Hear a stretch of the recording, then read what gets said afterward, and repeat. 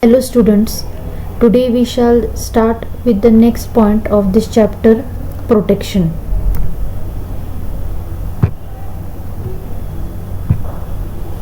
To improve system utilization, the operating system began to share system resources among several programs simultaneously. That is, when we start a computer, we can run multiple programs at the same time. So these multiple programs will be sharing the CPU, the registers, the memories at the same time. Multiprogramming put several programs in memory at same time. If a computer system has multiple users and allows the concurrent execution of multiple processes, then the various processes must be protected from one another's activities. For that purpose, mechanisms are provided to ensure that the files, memory segments, CPU, and other resources can be operated on by only those processes that have gained proper authorization from the operating system. Protection and security requires that computer resources such as CPU, software, memory, etc. are protected. This extends to the operating system as well, the data in the system. Now, what is protection?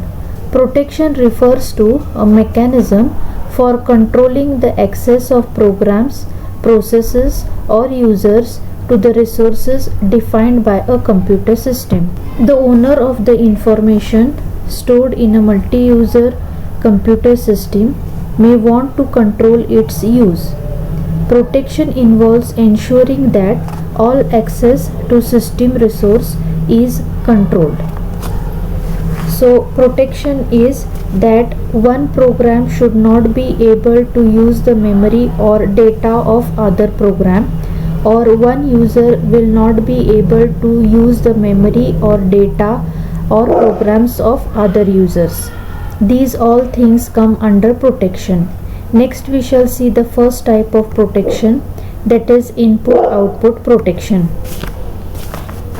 To prevent a user from performing illegal input-output, we define all input-output instructions to be privileged instructions. Users cannot issue input-output instructions directly, they must do it through the operating system. Input-output operations are never done by the user directly. When the user wants to take any input or wants to give any output, the user instructions will be given to the operating system, and the operating system will execute these input-output operations on behalf of the user. So those instructions which the users cannot execute and only the operating system can execute are known as privileged instructions. So input-output instructions are privileged instructions. To ensure proper operation, we must protect the operating system and all other programs and their data from any malfunctioning program. The approach taken is to provide hardware support to allow us to differentiate among various modes of execution. Now this privileged instruction or the restriction on input-output operations has been used by taking the help of the hardware. We need two separate modes of operation, user mode and monitor mode. Monitor mode is also known as supervisor mode, system mode, or privileged mode. Now with the help of the hardware, that is, we use a bit which is known as a mode bit. A bit called the mode bit is added to the hardware of the computer to indicate the current mode, monitor 0 or user 1. That is, this mode bit is set to 0 if the computer is in monitor mode, and it is set to 1 when the computer is in the user mode. At system boot time, the hardware starts in monitor mode. That is, when our computer is started, the user is not allowed to do anything till the operating system is booted. At that time the computer is in monitor mode.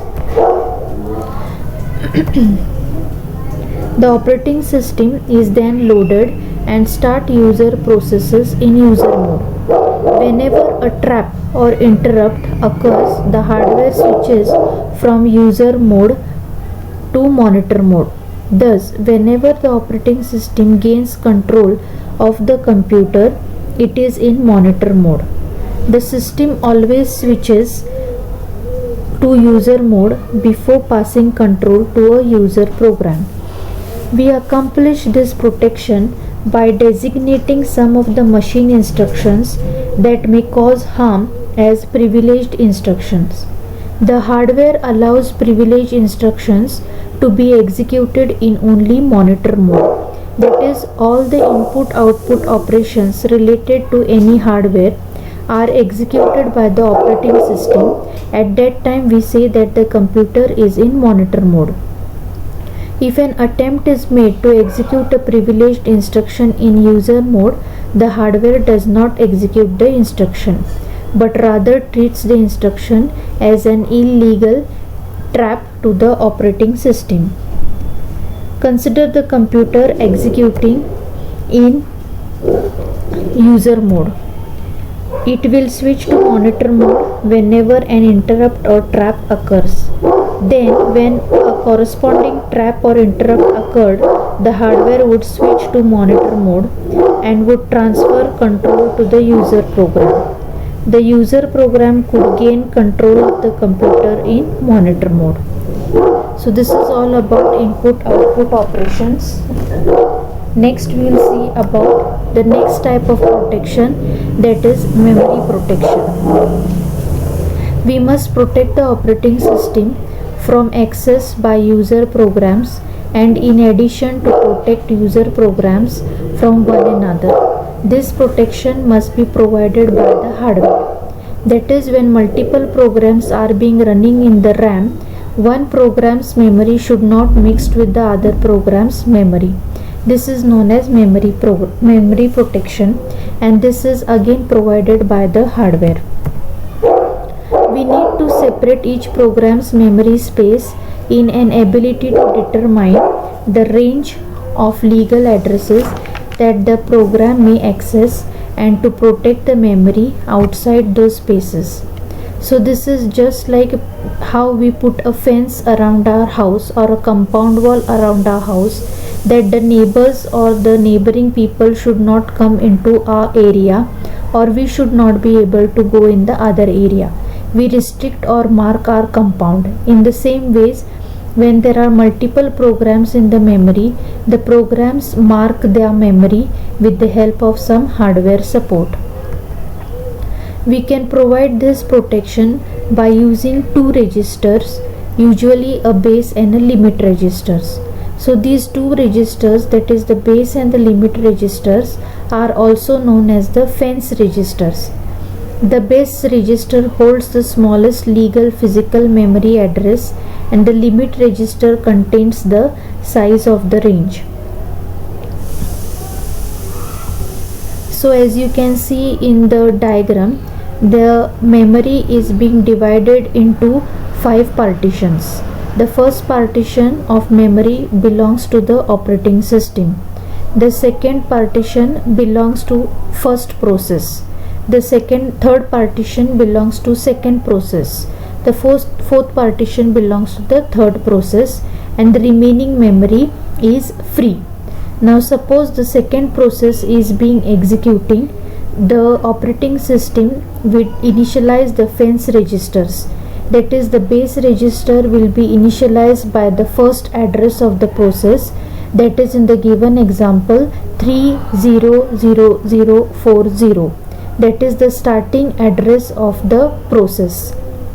Now this process consists of some memory, therefore the memory range, that is the size of that memory, is 120900, which will be initialized by the operating system in the limit register.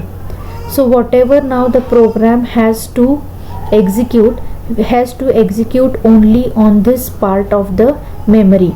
It cannot go above this memory nor it cannot go below this memory. So when this second process is being executed, it has to be executed only in this part of the memory. To check whether it is being executed only in this part of the memory, we are initializing these two registers, that is the base register and the limit register, just like putting a compound to the memory. That is why these two registers are known as the fence register. This protection is accomplished by the CPU hardware comparing every address generated in user mode with the registers. Any attempt by a program executing in user mode to access memory or other user's memory results in a trap to the monitor, which treats the attempt as a fatal error. This scheme prevents the user program from modifying the code or data structures of either the operating system or other users. You can see this in the next diagram. So the CPU will generate an address over here. This address will be compared with the base register's value. If it is greater than the base register's value, it will be a legal address. Then we will move forward. That is, if this condition is true, we will going to check if the address is less than the last address of the register. Therefore, we are going to check whether the given address is less than base plus limit register. If this address is less than the base plus limit register, it is a legal address and we can access the memory. If these both the conditions are false, it means it is an error and a trap will be given to the operating system. Every time an address is generated in the CPU, it has to go through this flowchart and check whether it is a legal address. The base and limit registers can be loaded by only the operating system, which uses a special privilege instructions. Change privilege instruction can be executed in only monitor mode, and since only the operating system executes in monitor mode, only the operating system can load the base and limit registers. This scheme allows the monitor to change the value of the registers but prevents user programs from changing register contents. The operating system executing in monitor mode is given unrestricted access to both monitor and user's memory. And the last type of protection is CPU protection. CPU protection does not mean the protection of the hardware, it means the protection of the processor which is there in the motherboard. The time of the processor should not be wasted in doing some useless work, or the machine should not get hang, so the processor will not be utilized. So we must prevent a user program from getting stuck in an infinite loop and never returning control to the operating system. To accomplish this goal, we can use a timer. Timer can be set to interrupt the computer after a specified period. The period may be fixed or variable. The operating system sets the counter. Every time that the clock ticks, the counter is decremented. When the counter reaches an interrupt occurs. Before turning over control to the user, the operating system ensures that the timer is set to the interrupt. That is, whenever the computer gives the user the CPU for execution, it will set a timer. If the timer interrupts, control transfers automatically to the operating system, which may treat the interrupt as a fatal error or may give the program more time. So the operating system keeps a check on the user program whether it is being executed or it has gone in an infinite loop. If the program does not respond, it means it has gone into an infinite loop and the operating system will give a message of fatal error. You must have seen on your computers in C or C++ programs, it gives the option of an error and gives you three options: cancel, more, or retry, or abort. So these are the reactions given by the operating system to protect the CPU. Instructions that modify the operation of the timer are clearly privileged. That is, setting the timer and checking the timer is positive or negative. This is done by the operating system, and such type of instructions are known as the privileged instructions. Thus, we can use the timer to prevent a user program from running too long. A simple technique is to initialize a counter with the amount of time that a program is allowed to run. Every second the timer interrupts and the counter is decremented by 1. As long as the counter is positive, control is returned to the user program. When the counter becomes negative, the operating system terminates the program for exceeding the assigned time limit. A more common use of timer is to implement time sharing. We have already seen in the previous lectures what are time sharing operating system, wherein the CPU time is being divided to different programs. The timer could be set to interrupt every n milliseconds, when n is the time slice that is allowed to execute before the next user gets the control of the CPU.